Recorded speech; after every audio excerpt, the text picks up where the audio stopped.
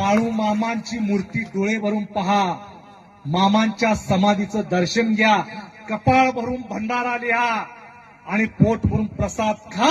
तुमचं गाराणं माझ्या बाळू मामाला सांगा, तुमच्या जीवनाचं कल्याण झाल्याशिवाय राहणार नाही. हे का बाळू मामाच्या नंदीचं सांगणं आहे. होय, मी बाळू मामाचा नंदी आहे.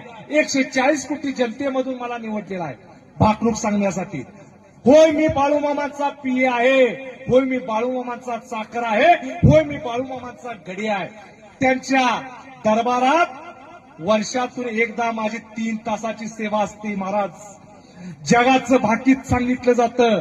140 कोटी जनतेतून मला बाळू मामांनी निवडलेला आहे.